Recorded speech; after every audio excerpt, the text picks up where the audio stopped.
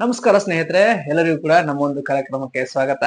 So ಇವತ್ತು ನಾವು discussion ಮಾಡ್ತಾ ಇರುವಂತಹ ಟಾಪಿಕ್ ಯಾವ್ದಪ್ಪ ಅಂತಂದ್ರ BSc ಇನ್ ಇಮೇಜಿಂಗ್ ಟೆಕ್ನಾಲಜಿ ಅನ್ನೋ ಒಂದು ಕೋರ್ಸಿನ ಬಗ್ಗೆ ಡಿಸ್ಕಷನ್ ಮಾಡ್ತಾ ಇದ್ದೀವಿ. ಸೊ ಹಾಗಾದ್ರೆ ಈ ಒಂದು ಕೋರ್ಸ್ ಎದರ ಮೇಲೆ ಡಿಪೆಂಡ್ ಆಗಿರ್ತದ, ಆಮೇಲೆ ಈ ಒಂದು ಕೋರ್ಸ್ ಎಲಿಜಿಬಿಲಿಟಿ ಏನು, ಈ ಒಂದು ಕೋರ್ಸ್ ಡ್ಯೂರೇಷನ್ ಏನು, ಈ ಒಂದು ಕೋರ್ಸ್ ನ ಮುಗಿಸಿದ ಮೇಲೆ ನಮ್ಗೆ ಏನೆಲ್ಲ ಜಾಬ್ ಅಪಾರ್ಚುನಿಟೀಸ್ ಗಳಿರ್ತಾವೋ, ಇದ್ರೊಳಗಡೆ ಸಬ್ಜೆಕ್ಟ್ ಗಳು ಯಾವ ಬರ್ತಾವ, ಆಮೇಲೆ ಈ ಒಂದು ಕೋರ್ಸ್ ಒಳಗಡೆ ಸ್ಯಾಲರಿ ಸ್ಕೇಲ್ ಯಾವ ತರ ಇರ್ತದೆ ಅಂತ ಹೇಳಿ ಇನ್ ಡೀಟೇಲ್ ಆಗಿ ಈ ಒಂದು ವಿಡಿಯೋದಲ್ಲಿ ನಿಮ್ಗೆ ಇನ್ಫಾರ್ಮೇಶನ್ ಕೊಡ್ತಾ ಹೋಗ್ತೀವಿ. ಸೊ ಹಾಗಾದ್ರೆ ಯಾರೆಲ್ಲ ನಮ್ಮ ಚಾನಲ್ಗೆ ಹೊಸದಾಗಿ ವಿಸಿಟ್ ಮಾಡಿದ್ರಿ, ನಮ್ಮ ಚಾನಲ್ ನ ಸಬ್ಸ್ಕ್ರೈಬ್ ಮಾಡೋದನ್ನ ಮರಿಬೇಡಿ. ಬನ್ನಿ ಹಾಗಾದ್ರೆ ಈ ಒಂದು ವಿಡಿಯೋದಲ್ಲಿ ನಿಮ್ಗೆ ಕಂಪ್ಲೀಟ್ ಇನ್ಫಾರ್ಮೇಶನ್ ಕೊಡ್ತಾ ಹೋಗ್ತೀವಿ. ಸೊ ಮೊದಲಿಗೆ ಈ ಒಂದು BSc ಇಮೇಜಿಂಗ್ ಟೆಕ್ನಾಲಜಿ ಅಂತಂದ್ರೆ ಏನಂತ ನೋಡ್ತೀನಿ. So BSc imaging technology is nothing but, so ನಾವಿಲ್ಲಿ ಈ ಒಂದು ಕೋರ್ಸ್ ನ ಮಾಡಿದಾಗ ಏನೆಲ್ಲ ಕೆಲಸ ಮಾಡ್ಬೋದು ಅಂತಂದ್ರ, ಈ ಒಂದು ಎಕ್ಸ್ರೇ ನ ಮಾಡ್ತೀವಲ್ಲ, ಸೊ ಪೇಷಂಟ್ ಬಂದಾಗ ನಮ್ಮ ಹತ್ರ ಹಾಸ್ಪಿಟಲ್ ಒಳಗಡೆ ಎಕ್ಸ್ರೇ ಮಾಡೋದಾಗಿರ್ಲಿ, ಅಥವಾ ಸಿಟಿ ಸ್ಕ್ಯಾನ್ ಆಗಿರ್ಲಿ, ಅಥವಾ ಅಲ್ಟ್ರಾ ಸ್ಕ್ಯಾನ್ ಆಗಿರ್ಲಿ, ಅಥವಾ MRI ಸ್ಕ್ಯಾನ್ ಆಗಿರ್ಲಿ, ಇವೆಲ್ಲ ಸ್ಕ್ಯಾನ್ ಮಾಡ್ಲಿಕ್ಕೆ ಒಬ್ಬ ಟೆಕ್ನಿಷಿಯನ್ ಬೇಕಲ್ಲ, ಆ ಒಂದು ಮಷಿನ್ ಗಳನ್ನ ಆಪರೇಟ್ ಮಾಡ್ಲಿಕ್ಕೆ ಒಬ್ಬ ಟೆಕ್ನಿಷಿಯನ್ ಬೇಕಲ್ಲ. ಸೊ ಆ ಒಂದು ಟೆಕ್ನಿಷಿಯನ್ ಈ ಒಂದು ಕೋರ್ಸ್ ನ ಮುಗಿಸಿರ್ತಾರ. ಸೊ ಅವರ ಕೆಲಸ ಏನಪ್ಪಾ ಅಂತಂದ್ರ, ಆ ಒಂದು ಪೇಷಂಟ್ ಎಕ್ಸ್ರೇ ತೆಗೆದಾಗಿರ್ಬೋದು ಅಥವಾ ಸ್ಕ್ಯಾನಿಂಗ್ ಮಾಡೋದಾಗಿರ್ಬೋದು, ಆ ಕೆಲಸ ಯಾರಪ್ಪ ಅಂತಂದ್ರ ಈ ಒಬ್ಬ ಆ ಒಂದು ಟೆಕ್ನಿಷಿಯನ್ ಅದು ಕೆಲಸ ಆಗಿರ್ತದೆ, ಅಥವಾ ಈ ಒಂದು ಕೋರ್ಸ್ ನ ಮುಗಿಸಿರುವಂತಹ ಕ್ಯಾಂಡಿಡೇಟ್ ಅದು ಕೆಲಸ ಆಗಿರ್ತೈತಿ. ಸೊ ಹಾಗಾದ್ರೆ ಮೊದಲಿಗೆ ಈ ಒಂದು ಕೋರ್ಸ್ ನ ಮಾಡ್ಬೇಕಾದ್ರ ನಮಗ ಏನ್ ಎಲಿಜಿಬಿಲಿಟಿ ಇರ್ಬೇಕಂತ ನೋಡೋಣ. ಸೊ ಮೊದಲನೇ ಎಲಿಜಿಬಿಲಿಟಿ ಬಂದ್ಬಿಟ್ಟು ಇಲ್ಲಿ ನಾವು ಇಲ್ಲಿ ಎರಡು ವೇ ಇಂದ ಎಲಿಜಿಬಿಲಿಟಿನ ಕನ್ಸಿಡರ್ ಮಾಡ್ತೀವಿ. ಸೊ ಮೊದಲನೇ ವೇ ಏನಪ್ಪಾ ಅಂದ್ರ, ನಾವಿಲ್ಲಿ PUC ಸೈನ್ಸ್ ಅನ್ನ ಮುಗಿಸಿರ್ಬೇಕಾಗ್ತದ. ನಾವು PCMB ಅಥವಾ PCB ಕಾಂಬಿನೇಷನ್ ತಗೊಂಡು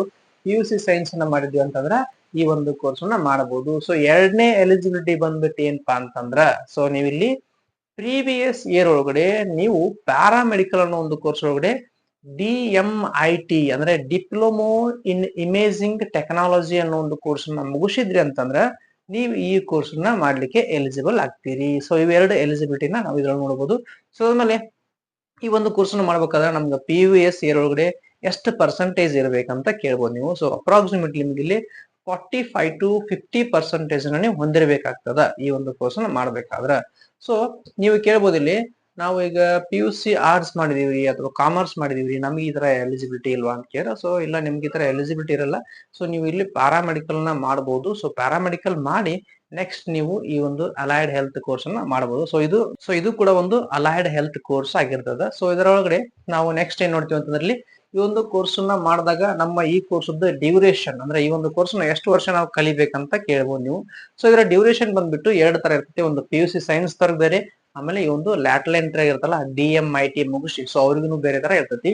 ಸೊ ಮೊದಲನೇದು PUC ಸೈನ್ಸ್ ತವ್ರಿಗೆ ಯಾವ ತರ ಡ್ಯೂರೇಷನ್ ಇರುತ್ತಂದ್ರ, ಸೊ ಇವರ ಡ್ಯೂರೇಷನ್ ಬಂದ್ಬಿಟ್ಟು 3+1 ಇಯರ್. ಸೊ 3+1 ಇಯರ್ ಅಂತಂದ್ರ ನೀವು 3 ವರ್ಷ ಇಲ್ಲಿ ಸ್ಟಡಿ ಒಳಗಡೆ ಕಲಿತೀರಿ. ಅದಾದ್ಮೇಲೆ 1 ವರ್ಷ ನೀವು ಇಂಟರ್ನ್ಶಿಪ್ ನ ಮಾಡ್ತೀರಿ. ಸೊ ಇಂಟರ್ನ್ಶಿಪ್ ಅಂತಂದ್ರ ನಾವಿಲ್ಲಿ ಆ ಒಂದು ಕೋರ್ಸ್ ನ ಮುಗಿಸಿದ ಮೇಲೆ ಆ ಒಂದು ultra scan, CT scan, X ray machine ನ ಯಾವ ತರ ಆಪರೇಟ್ ಮಾಡಬೇಕು, ಯಾವ ತರ ಒಂದು ಪೇಷಂಟ್ ಅನ್ನ ಪೊಸಿಷನಿಂಗ್ ಮಾಡಬೇಕು, ಅದನ್ನೆಲ್ಲಾನು ಪ್ರಾಕ್ಟಿಕಲ್ ಆಗಿ ಕಲಿತೀವಿ 1 ವರ್ಷ. ಸೊ ಅದಾದ್ಮೇಲೆ ನೆಕ್ಸ್ಟ್ ಈ ಒಂದು DMIT, ಸೊ ಇಂದ ಡಿಪ್ಲೊಮಾ ಮೇಲೆ ಬಂದವ್ರಿಗೆ ಯಾವ ತರ ಡ್ಯೂರೇಷನ್ ಇರ್ತದೆ ಅಂದ್ರ, ಇವ್ರಿಗೆ 2+1 ಇಯರ್ ಡ್ಯೂರೇಷನ್ ಇರ್ತದೆ. ಅಂದ್ರ 2 ಇಯರ್ಸ್ ಸ್ಟಡಿ ಒಳಗಡೆ 1 ಇಯರ್ ಇಂಟರ್ನ್ಶಿಪ್ ಇರ್ತೈತಿ. ಸೊ ಅದಾದ್ಮೇಲೆ ನೆಕ್ಸ್ಟ್ ಏನಪ್ಪಾ ಅಂತಂದ್ರ, ಈ ಒಂದು ಕೋರ್ಸ್ ಒಳಗಡೆ ನಾವ್ ಏನೆಲ್ಲಾ ಬೇಸಿಕ್ ಸಬ್ಜೆಕ್ಟ್ ಗಳನ್ನ ಕಲಿತೀವಿ, ಏನ್ ಕೋರ್ ಸಬ್ಜೆಕ್ಟ್ ಗಳನ್ನ ಕಲಿತೀವಿ ಅಂತ ಕೇಳ್ಬೋದು ನನ್ನ.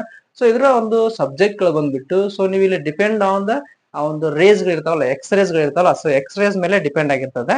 ಸೊ ಮೊದಲ ಸಬ್ಜೆಕ್ಟ್ ಫಸ್ಟ್ ಇಯರ್ ಒಳಗಡೆ ಯಾವ್ಯಾವೆಲ್ಲ ಕಲಿತೀವಿ ಅಂತಂದ್ರೆ, ನಾವು ಅನಾಟಮಿ ಅಂಡ್ ಫಿಸಿಯಾಲಜಿ ಅಂದ್ರೆ ಹ್ಯೂಮನ್ ಅನಾಟಮಿ ಅಂಡ್ ಫಿಸಿಯಾಲಜಿ ಅನ್ನೋ ಸಬ್ಜೆಕ್ಟ್ ನ ಕಲಿತೀವಿ.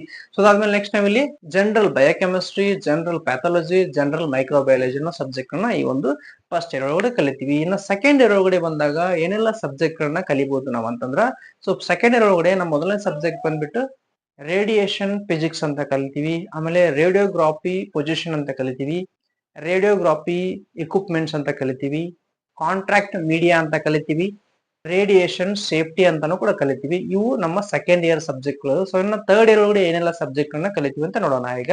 ಸೊ ಥರ್ಡ್ ಇಯರ್ ಒಳಗಡೆ ಮೊದಲನೇ ಸಬ್ಜೆಕ್ಟ್ ನಿಮ್ಗೆ ಇಲ್ಲಿ ಸಿಟಿ, MRI, ಆಮೇಲೆ ಮೊಮೋಗ್ರಾಫಿ, ಈ ತರ ಸಬ್ಜೆಕ್ಟ್ ಗಳನ್ನ ನಾವು ಈ ಒಂದು ಥರ್ಡ್ ಇಯರ್ ಒಳಗಡೆ ಕಲಿತೀವಿ. ಸೊ ಇವೆಲ್ಲ ಸಬ್ಜೆಕ್ಟ್ ಗಳ ಮಾಹಿತಿ ಆಯ್ತು. ಸೊ ಅದಾದ್ಮೇಲೆ ನೆಕ್ಸ್ಟ್ ಹೇಳಿದೆ ನಿಮಗೆ ನಾನು, ಒಂದು 3 ವರ್ಷ ಮುಗಿಸಿವಿ ಅಂದ್ರೆ ನಾವು ಇಂಟರ್ನ್ಶಿಪ್ ಅಂತ ಹೇಳಿದೆ. ಸೊ ಇಂಟರ್ನ್ಶಿಪ್ ಒಳಗೆ ನೀವು 1 ವರ್ಷ ಆ ಒಂದು ಡಿಪಾರ್ಟ್ಮೆಂಟ್ ವೈಸ್ ನೀವು ಕಲಿತಾ ಹೋಗ್ತೀರಾ, ಪ್ರಾಕ್ಟಿಕಲ್ ನ ಕಲಿತೀರಾ. ಎಕ್ಸ್ರೇ ಆಗಿರ್ಬೋದು ಅಥವಾ ಒಂದು ಅಲ್ಟ್ರಾಸೌಂಡ್ ಆಗಿರ್ಬೋದು, ಸಿಟಿ ಸ್ಕ್ಯಾನ್ ಆಗಿರ್ಬೋದು, MRI ಆಗಿರ್ಬೋದು, ಈ ತರ ನೀವು ಕಲ್ಕೊಂತ ಹೋಗ್ತೀರಾ, ಪ್ರಾಕ್ಟಿಕಲ್ ನ ಕಲಿತೀರಾ. ಸೊ ಅದಾದ್ಮೇಲೆ ನೆಕ್ಸ್ಟ್ ಏನಪ್ಪಾ ಅಂತಂದ್ರ ಈ ಒಂದು ಕೋರ್ಸ್ ನ ಮುಗಿಸಿದ ಮೇಲೆ ನಮ್ಗೆ ಜಾಬ್ ಅಪಾರ್ಚುನಿಟೀಸ್ ಗಳು ಏನಿರ್ತಾವು ಅಂತೇಳಿ ಕೇಳ್ಬೋದು. ಸೊ ಜಾಬ್ ಅಪಾರ್ಚುನಿಟೀಸ್ ಗಳಿಗೆ ಮುಂಚೆ ನಾ ಇದ್ರ ಹೈಯರ್ ಎಜುಕೇಶನ್ ಅಂತ ಹೇಳ್ಬಿಡ್ತೀನಿ. ಸೊ ನೀವೇನಾದ್ರು ಈ ಒಂದು ಕೋರ್ಸ್ ಅನ್ನ ಮುಗಿಸಿದ್ರಿ ಅಂತಂದ್ರ ಸೊ ನೀವು ಕೂಡ ಇಲ್ಲಿ ಹೈಯರ್ ಎಜುಕೇಶನ್ ಅನ್ನ ತಗೋಬಹುದು. ಏನಂದ್ರ MSc ಇನ್ ಇಮೇಜಿಂಗ್ ಟೆಕ್ನಾಲಜಿ ಅಂತ ಕರಿತೀವಿ ನಾವು. ಸೊ ಆ ಒಂದು ಕೋರ್ಸ್ ಅನ್ನು ಕೂಡ ನೀವು ಮಾಡಬಹುದು.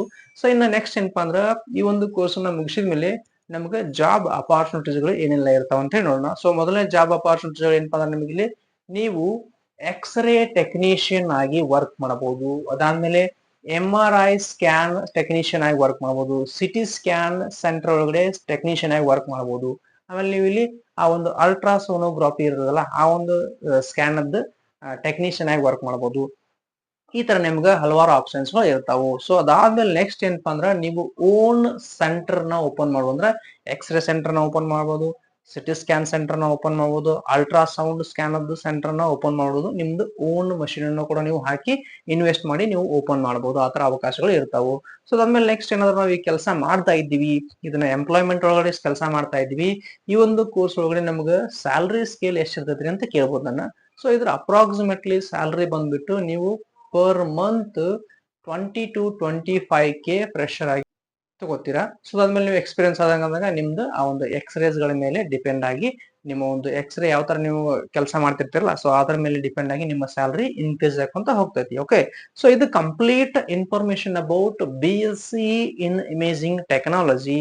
ಸೊ ಇದೇ ರೀತಿ ವಿಡಿಯೋಸ್ ಗಳನ್ನ ನೋಡ್ಲಿಕ್ಕೆ ನಮ್ಮ ಚಾನಲ್ ನ ಸಬ್ಸ್ಕ್ರೈಬ್ ಮಾಡಿ. ಅದೇ ರೀತಿ thank you so much for watching this video and please do subscribe our channel. Thank you.